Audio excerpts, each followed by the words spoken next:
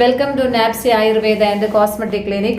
நான் உங்களுக்கு இப்போ பெர்மனெண்ட்டாக ஃபேஷியல் கேருக்கு எப்படி பாய் சொல்லலாம் அப்படிங்கிறத ஒரு ஹோம் ரெமெடி மூலம் உங்களுக்கு சொல்ல போகிறேன்.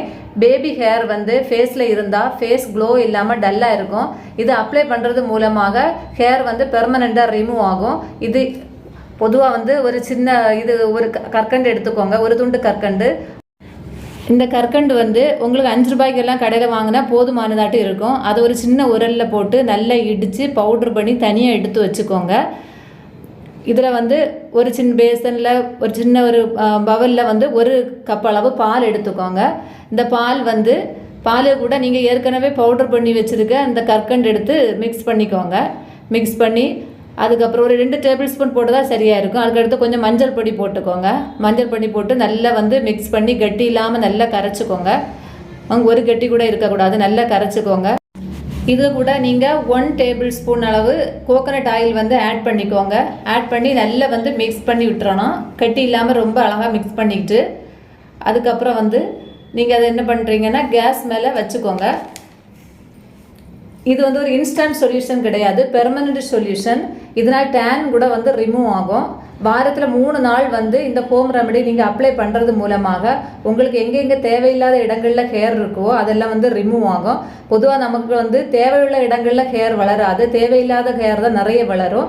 இந்த மாதிரி ஹேர் ரிமூவ் பண்ணுறதுக்காக பேஷண்ட்ஸ் ஆல்ரெடி எங்கள்கிட்ட கேட்டிருந்தாங்க, ஒரு ஹோம் ரெமெடி சொல்லுங்கள் அப்படின்ட்டு. அவங்களுக்காக தான் இந்த வீடியோ நான் உங்களுக்கு காமிக்கிறேன். இதை நல்லா மிக்ஸ் பண்ணி கேஸில் வச்சு நல்லா பாயில் பண்ணிகிட்டே இருக்கணும். அப்போ இந்த கொஞ்சம் திக்னஸ் ஆன கன்சிஸ்டன்சி வர்றது வரைக்கும் நல்லா பாயில் பண்ணிகிட்டே இருக்கணும். சிம்மில் வச்சு நல்லா கேஸை மிக்ஸ் பண்ணிகிட்டே இருங்க. இங்கே பாருங்கள் கொஞ்சம் கட்டியாக வந்துக்கிட்டே இருக்குது. இப்போ கட்டி ஆகிறது வரைக்கும் நல்லா மிக்ஸ் பண்ணிகிட்டே இருங்க. இது பொதுவாக டார்க் ஸ்கின் இருக்கிறவங்களுக்கும் சரி, லைட் ஸ்கின் இருக்கிறவங்களுக்கும் சரி அப்ளை பண்ணலாம், ஒன்றும் பிரச்சனை இல்லை.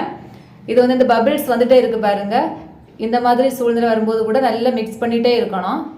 அதுக்கப்புறம் புதுசாக ஒரு திங்ஸ் ஆட் பண்ண போகிறோம். என்னென்னா கோதுமை மாவு 2 டேபிள் ஸ்பூன் கோதுமை மாவு போட்டாச்சு. இது லைட்டாக சூடாக இருக்கும்போதே இந்த கோதுமை மாவு போட்டு நல்லா மிக்ஸ் பண்ணணும்.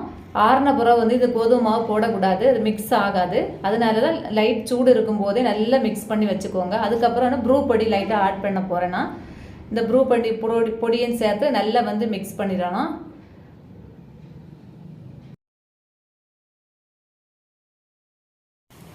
நல்லா மிக்ஸ் பண்ணிக்கோங்க.